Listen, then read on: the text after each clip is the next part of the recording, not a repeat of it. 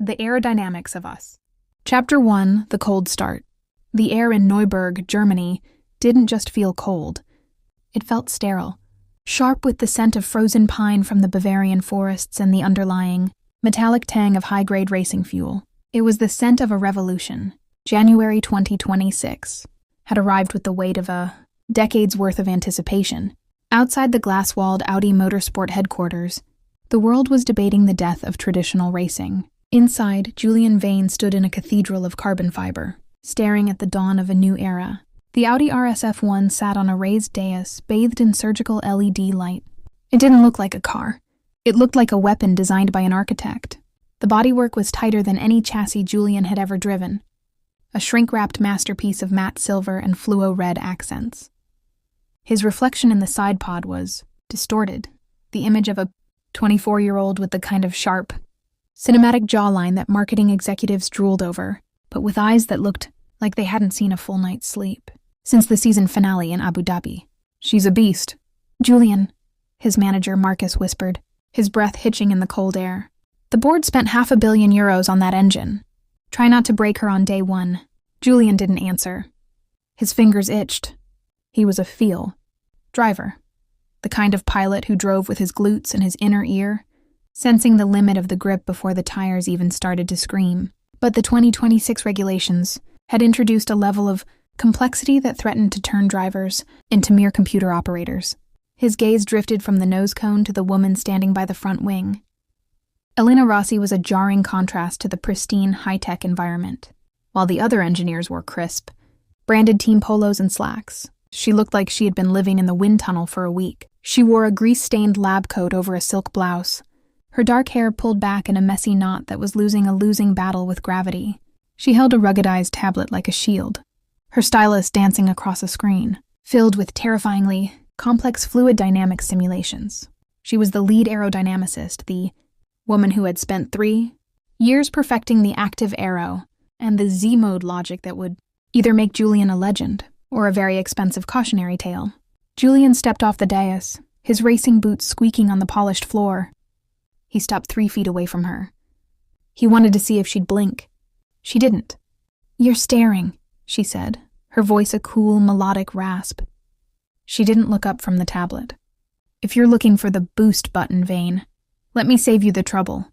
It isn't there. It's a manual override system now. You don't just press it and pray. You have to earn the energy recovery through the corners if you want the speed on the straights." Julian felt a flicker of heat in his chest, a familiar spark of competitive friction. "I've earned everything I've ever driven, Rossi, from karts to the F2 title. I don't need a lecture on how to find the limit." She finally looked up. Her eyes weren't just sharp. They were analytical, scanning him like he was just another data point in a wind tunnel report. There was no fangirl awe, no professional deference, just a cold, calculated assessment. "The limit has changed," she said, stepping toward him until she was well within his personal space. She smelled of espresso and expensive perfume, a combination that was strangely intoxicating. In 2025, you could muscle a car around a track. In 2026, the car's alive. The wings adjust every second. If you fight the arrow fights back. And the wall always wins. "You make it sound like a math equation," Julian countered, his voice dropping an octave. "But when you're at 330 kilometers per hour into a heavy braking zone, you don't calculate the drag coefficient. You feel the weight transfer. You feel the car breathe." Elena's lip curled into the tiniest hint of a smirk, one that didn't reach her eyes. "Driving a car is physics, Julian. Pure, beautiful, uncompromising physics. You treat it like a feeling, but feelings are subjective. Feelings are what happen when a driver gets scared and lifts off the throttle." She tapped her tablet, and the rear wing of the RS-F1 suddenly hissed, the flaps adjusting with a predatory click. "In 2026, she whispered, leaning in closer. "Feelings get you into the wall. If you want to win, you stop feeling and start thinking." Julian stared at her, the silence between them thick enough to choke on. For the first time in his career, he wasn't looking at a car he wanted to master.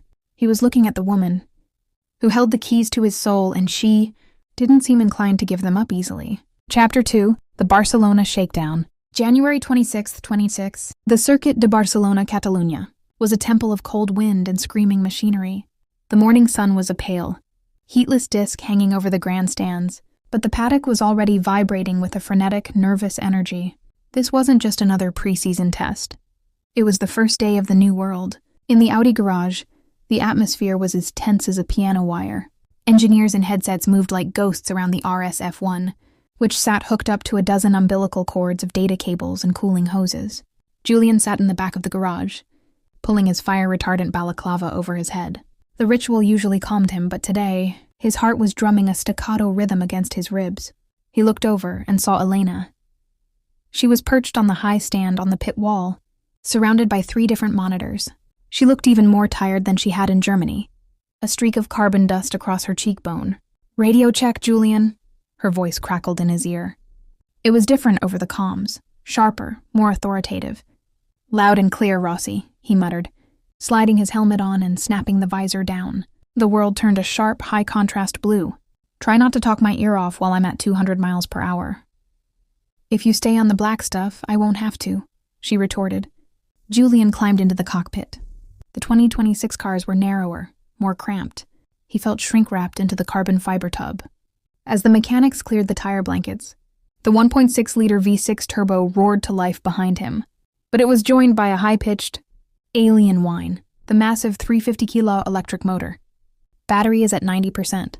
Active aero is in Z mode for the outlap. Elena's voice was steady. "Take it easy, Julian. We need baseline data, not a highlight reel." He didn't promise anything. He dropped the clutch and surged out into the pit lane. The first lap was a surreal dance. As he accelerated down the main straight, he felt the car breathe. With a mechanical whir, the front and rear wings flattened out, X mode. The drag vanished, and the car lunged forward with a violence that caught even him off guard. But as he hit the brakes for turn 1, the wings snapped back into high downforce Z mode.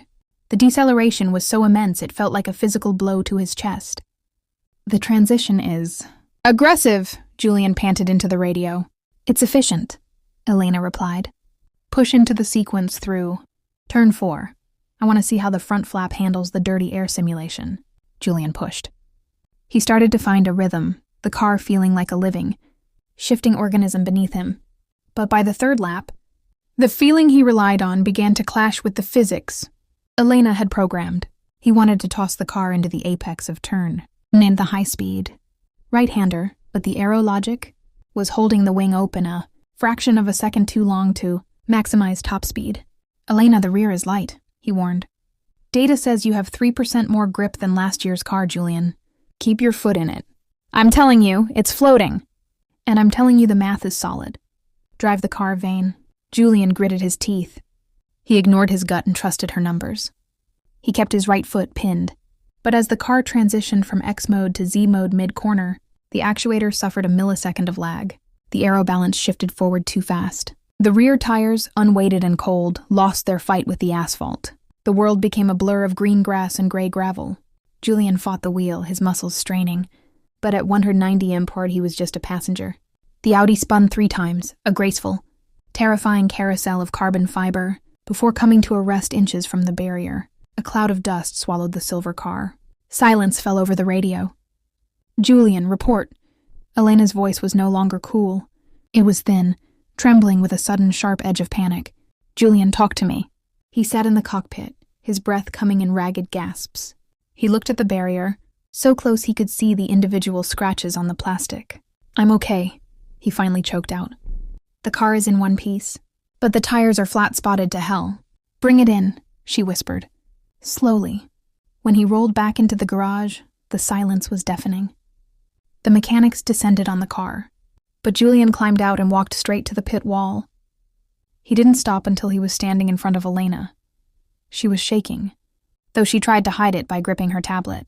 "The math was solid, right?" Julian hissed, his visor up, his eyes burning with adrenaline and anger. Elena stood her ground, though her face was pale. The actuator lagged. A hardware glitch. It wasn't the physics, it was the car not listening to the driver. Julian interrupted. He stepped closer, his shadow looming over her. "You sit up here with your graphs and your perfect world. Elena. But out there, when the wing doesn't flip, I'm the one who hits the wall, not your tablet." "I know that," she shouted back, her voice cracking. The entire garage froze. Do you think I don't know that? Every time you go into a corner, I'm holding my breath until you come out the other side. You think I'm cold? I'm terrified, Julian, because if my math is wrong, you don't just lose a race. You lose everything. The anger in Julian's chest evaporated, replaced by a cold, heavy realization. She wasn't fighting him because she was arrogant. She was fighting him because she was scared for him. He looked at her hand, still gripped white-knuckled on the tablet, and for a second, he almost reached out. Then fix the lag, he said, his voice dropping to a low, quiet intensity. Because tomorrow I'm going faster. Elena looked at him, the fire returning to her eyes. Fine. But you're staying here until we rewrite the logic together. No sleep until the car and the driver are speaking the same language. Julian felt a ghost of a smile tug at his mouth. It's a date, Rossi. Chapter 3. The Midnight Session. The clock on the garage wall flickered to 2:14 a.m. The Circuit de Barcelona Catalunya was a ghost town. The roar of the engines had been replaced by the low, industrial hum of the garage's ventilation system and the occasional clink of a wrench hitting a metal tray from a weary mechanic 3 bays down. The bright overhead LEDs had been dimmed to a soft, moody blue, casting long, skeletal shadows across the disassembled Audi RS-F1. Julian sat on a stack of Pirelli tires, his racing suit stripped down to his waist, the sleeves tied around his hips. His Nomex undershirt was damp with the remnants of the day's sweat. Across from him, Elena was buried in the guts of the car. She was perched on a carbon fiber stepladder, leaning deep into the engine bay, where the active aero actuators were housed. "Hand me the 4mm hex," she muttered, her voice muffled by the car's bodywork. Julian stood up and found the tool on the workbench. He didn't just hand it to her. He climbed up the first step of the ladder to see what she was looking at. "The lag isn't in the code," she whispered, more to herself than him. She took the hex key, her fingers brushing his. Her skin was freezing. It's a thermal expansion issue.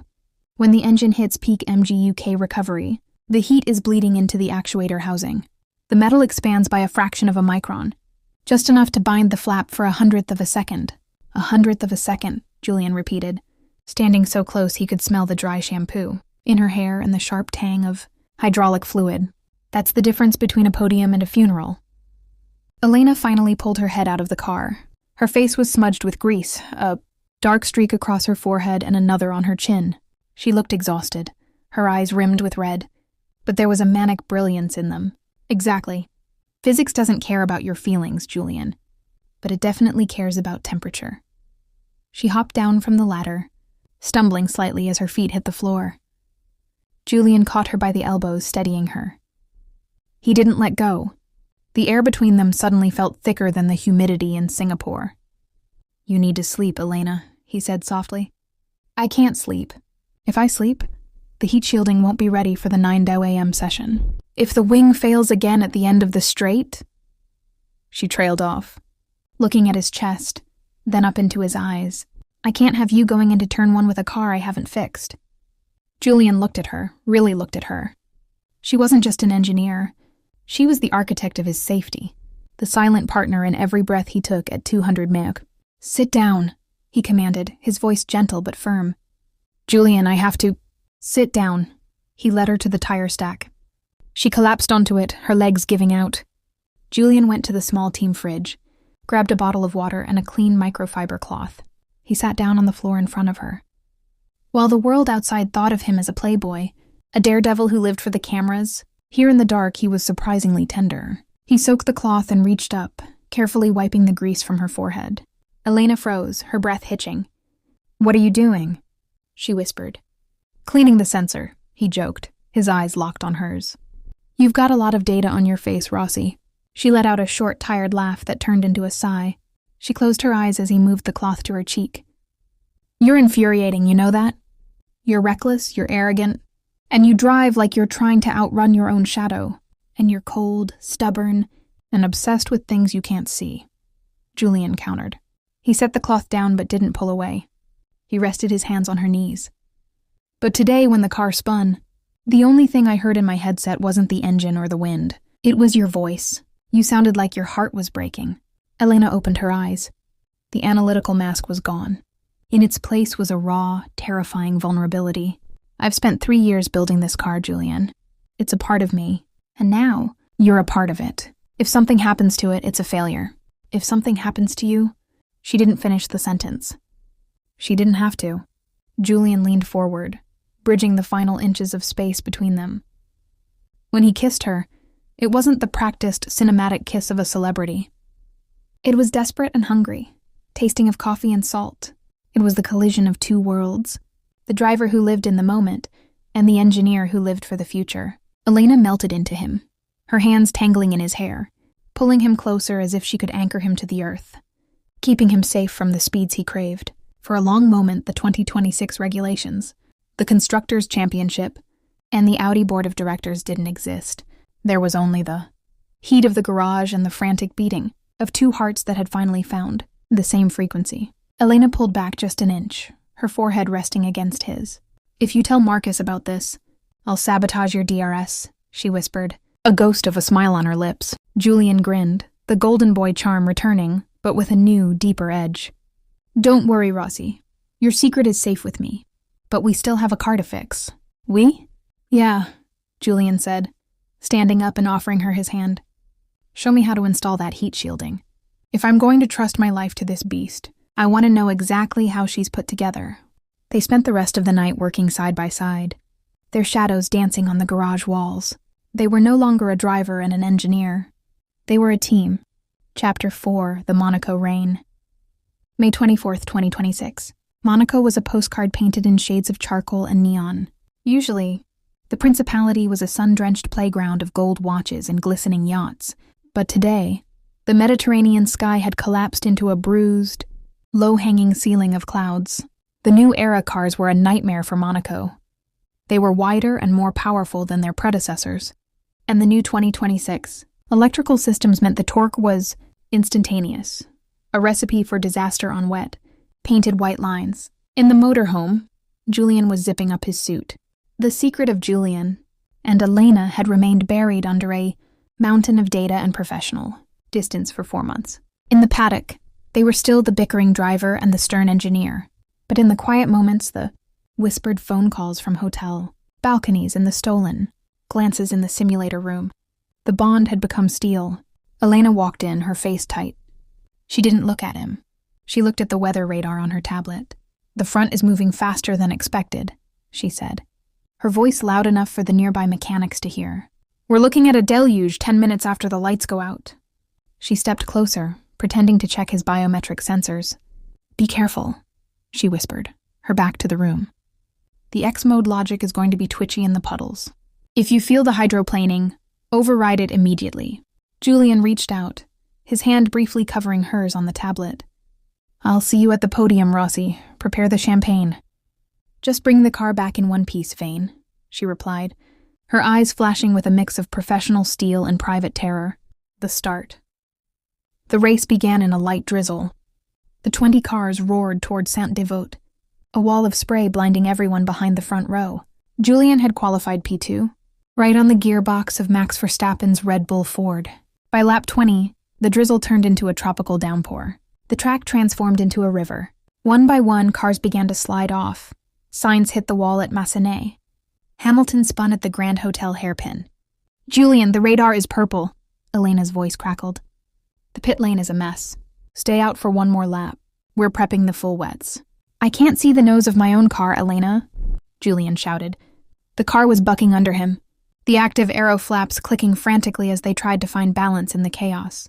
"Trust me," she said, her voice a calm anchor in his ears. "Max is pitting now. If you stay out one more lap, you'll jump him on the exit. I've adjusted the diff map remotely. You have the traction. Drive it." Julian gritted his teeth. He ignored the instinct to follow the leader into the pits. He stayed out. The Audi felt like a speedboat, the floorboard vibrating as it skimmed across the water. On the final corner of the lap, he hit a massive puddle. The car snapped sideways toward the Rascasse wall. In the garage, Elena stood up, her hands slamming onto the desk. "Catch it!" she whispered. Julian's reflexes, honed by years of feeling the limit, took over. He caught the slide, the tires kissing the barrier but not breaking. He dove into the pits a second later. The Audi crew was flawless, a 2.1-second stop in the pouring rain. As Julian exited the pits, The Red Bull was just rounding the first corner. Julian was ahead, P1. The silent language. The final 10 laps were a masterclass in psychological warfare. Verstappen was hounding him, using the 2026 manual override boost on every short straight. He's closing, Elena. I need more deployment. Negative, Julian. If you use it now, you'll have nothing for the tunnel. Wait for my signal. She wasn't just reading data. She was reading Julian. She could see his heart rate spiking on her monitor. She knew he was getting impatient. Now, she commanded as he exited Portier. Julian hit the override. The electrical surge pinned him into his seat. The Audi pulled away from the Red Bull just enough to break the slipstream. He crossed the line 3 laps later, the checkered flag waving through the mist. The break-in protocol. The podium at Monaco is unlike any other. It's a mosh pit of royalty and celebrity. As Julian stood on the top step, the Italian and German anthems playing, he searched the crowd. He didn't look at the prince. He didn't look at his manager. He looked at the pit wall. Elena was standing there, her headset around her neck, her hair ruined by the rain. She wasn't cheering like the others. She was just leaning against the railing, looking at him with a look of profound relief. Julian did something he shouldn't have done. Instead of spraying the champagne at the second-place driver, he stepped off the podium, pushed past the security guards, and walked straight to the fence. The cameras swung around, millions of people watching on TV. He didn't say a word. He reached through the wire fence, grabbed Elena's hand, and pulled it to his helmet, resting his visor against her knuckles. It was a public declaration without a single word spoken. "We did it," he whispered, the radio still open. "You did it," she corrected, her eyes shimmering with tears. "Now go back up there before they fine us $1 million for a protocol breach." "Let them fine us," Julian laughed, finally turning back to the trophy. It was worth every cent. Chapter 5, The Parabolica. September 6th, 2026. If Monaco was a slow, suffocating dance, Monza was a sprint into a furnace. The Temple of Speed was humming. The Italian sun beat down on the asphalt until it shimmered like a mirage. And the tifosi, the fanatical, Ferrari fans, created a wall of sound that drowned out even the roar of the 2026 power units. For Julian and Elena, the secret was out. The Monaco handhold had become the viral image of the season. The Audi board was furious about the distraction, but they couldn't argue with the results. Julian was second in the standings, trailing Lando Norris by a handful of points. "The air is thin today," Elena said into the radio during the final practice. "The X mode is giving us an extra 8 kph on the back straight, but the load on the MGUK is at the absolute thermal limit. Keep an eye on the battery temp." "I hear you, Rossi," Julian replied. He felt invincible. "The car feels like it's on rails. I'm going for the lap record in Q3. The qualifying lap." The sun was beginning to dip, casting long golden shadows over the Curva Grande. Julian was on his final flyer. The sectors were purple, the fastest of the session. He flew through the Lesmos, the Audi's active wings clicking with surgical precision. He entered the back straight, the engine screaming at 12,000 RPM. He toggled the manual override. The 350 kilobar boost kicked him in the small of the back. 340, 350, 360 kph. Entry to Parabolica looks good. Elena's voice was calm, though her eyes were glued to a flickering red line on her telemetry screen. "Wait for it. Now, brake in Z mode." Julian hit the brakes, but this time the hum he always looked for was replaced by a sickening, mechanical crunch. An electrical surge from the overheated MGUK had fried the actuator circuit. The rear wing didn't snap into high downforce Z mode. It stayed flat. It stayed in X. At 210 mph, Julian turned the wheel. But without the rear downforce, the Audi was no longer a race car. It was a silver stone skipped across a pond. "I've lost it," Julian yelled. In the garage, Elena stood up so fast her chair overbalanced. On her screen, the Audi's GPS dot veered violently off the line. Then the telemetry went flat. The sound of the impact reached the pits a second later. A dull, heavy thud that vibrated in the soles of everyone's feet. Julian, talk to me!"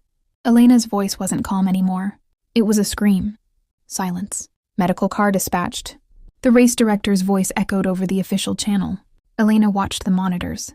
The cameras cut to the Parabolica. The Audi was buried 3 feet deep into the Tech Pro barriers. The front end was gone. The survival cell was intact, but there was no movement from the cockpit. "Julian, please," she whispered. her hands shaking so hard she dropped her headset. Minutes felt like hours. Finally, the radio crackled with the sound of heavy, ragged breathing. "Elena," Julian's voice was weak, thick with pain. "Elena, I can't move my arm." "Don't move, Julian. They're coming. Just stay with me. Keep talking to me." The aftermath. The diagnosis was a fractured wrist, a mild concussion, and a shattered spirit. That night, the San Gerardo Hospital in Monza was quiet. Julian lay in the darkened room, his right arm encased in a heavy cast. When Elena walked in, he didn't look up. He was staring at the ceiling.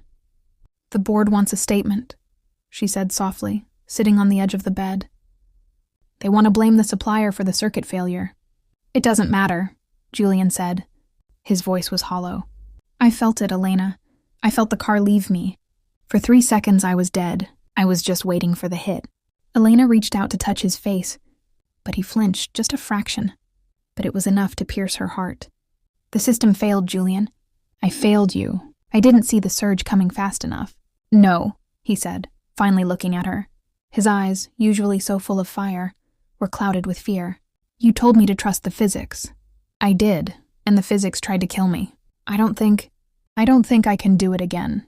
I don't think I can go into a corner at that speed and trust that the wing is going to move." "Julian, you're the best driver on this grid." "I was," he interrupted. "But now, every time I see a high-speed entry, I'm going to see that barrier." Elena realized then that the crash hadn't just broken his wrist. It had broken the bridge between the driver and the engineer. He didn't see her as his partner anymore. He saw her as the person who had designed the machine that betrayed him. "I'm going to find a way to fix this," she promised, her voice thick with resolve. "You can't fix fear, Elena," he whispered. "Not with a tablet. Not with math." Chapter 6. The Abu Dhabi Finale. December 13th, 2026. The Yas Marina. Circuit was a crown jewel of shimmering turquoise and artificial light, but for Julian Vane it felt like a cage. The championship had come down to this. Lando Norris led the standings. But if Julian won the race and Lando finished lower than 4th, the title belonged to Audi. But the paddock knew the truth. Since the Monza crash, Julian hadn't been the same. He was braking by ghosts, lifting off the throttle hundreds of meters. Before his rivals, his confidence shattered. In the motorhome, the air was thick with finality. Elena stood before Julian, holding a small USB drive. She looked thinner, her eyes carrying the weight of 1,000 simulated laps she'd run to ensure the 2026 electronics would never surge again. "The board made a decision, Julian," she said, her voice barely a whisper. "They think our association is the reason you've lost your edge. They think I'm a distraction." Julian looked up from his helmet, his face pale. "What are you saying?" "I've signed my resignation. It's effective the moment the checkered flag drops. Tonight." She stepped closer, placing the USB drive in his palm. "But before I go, I need you to look at this. It's not just data. It's a map of your heart." "Elena?" "No, listen. I've synced your biometric data from the last 3 years with the car's telemetry. You think you're a field driver and I'm a math person? But look at the overlap. When you're at your fastest, your heart rate and the aero oscillations are perfectly in sync. You aren't driving a machine, Julian. You're the missing piece of the equation. The car doesn't work without you, and I don't work without you." She kissed him then. A kiss that tasted like a goodbye and a prayer. "Go out there and show them why I fell for the boy who outruns his own shadow." The race under the lights. The lights went out, and the 2026 engines roared into the desert night. Julian started P3. For the first 50 laps, he drove with a haunting caution. Every time he approached a high-speed corner, the image of the Monza barrier flickered in his mind. He was stuck in a stalemate with Verstappen and Norris. 5 laps to go," Elena's voice came through the radio. It was the last time he would hear her in his ear. "Lando is struggling with his rear tires. This is it, Julian. The physics are on your side. Anticipate the hum. Trust the air." Julian reached the back straight. He saw the McLaren of Norris ahead. To pass him, he had to take the high-speed sweep of turn. Ina the exact same profile as the Parabolica, at full throttle. His hand hovered over the manual override. His heart began to hammer. 180, 190, 200 beats per minute. Anticipate the hum. He didn't look at the dashboard. He didn't look at the gap. He closed his eyes for a split second, feeling the car beneath him. He felt the minute vibration of the aero actuators. He felt the breath of the car. He toggled the switch. The Audi surged. The wings flattened. Julian didn't lift. He threw the car into the corner, the G-forces screaming at his neck, the tires howling on the limit of adhesion. For the first time since the crash, the fear wasn't a wall. It was fuel. He swept past Norris on the outside, a move so daring the grandstands erupted. The final flag. Julian crossed the finish line P1. He had won the race. Across the line, the math settled. Lando Norris finished P5. Julian Vane was the 2026 world champion. The radio was a chaos of cheering and sobbing from the mechanics. But Julian was silent. He slowed the car down on the cool-down lap, the fireworks exploding over the Yas Hotel, reflecting in his visor. "Elena," he whispered. "I'm here, Julian," she choked out. "You did it. You really did it." "I'm not coming in," he said. "What? You have to go to the podium. Not until you promise me something." He stopped the car on the track, right in front of the pit wall where she stood. He climbed out of the cockpit, standing on the halo of the car, the M1 Audi glowing under the lights. In front of a global audience of hundreds of millions, Julian took off his helmet. He looked at the pit wall, found Elena, and pointed to the passenger side of the survival cell. A space that didn't exist, but a place she had occupied all season. "I don't care about the resignation," he shouted over the crowd. "If you're leaving Audi, I'm leaving too. We're a package deal, Rossi. Physics and feelings." "Take it or leave it," Elena laughed through her tears, leaning over the pit wall. She didn't care about the cameras or the contracts. "You're an idiot, Vane." "But I'm your idiot." Epilogue. The New Era. January 2027. The air in Neuburg was cold again, but this time it didn't feel sterile. Julian and Elena stood together in a small private garage. On the floor sat a prototype for a new kind of electric supercar, their own project. Elena was holding a tablet, and Julian was holding a steering wheel. "The aero map looks perfect," she said, leaning against his shoulder. "It doesn't matter," Julian smiled, pulling her close. "I'll just drive it until it feels right." She looked up at him, the world champion who had traded his factory seat for a dream built on their own terms. "You know, the math says we're going to be broke in 6 months if this doesn't work." Julian kissed her forehead and looked at the car, then back at the woman who had saved him. "The math might say that, Rossi, but I've got a really good feeling about this." The engines of the world were changing, but as they stood together in the quiet of the workshop, the only thing that mattered was the steady, synchronized beat of two hearts that had finally mastered the wind. The end. I hope you enjoyed this journey through the 2026 season.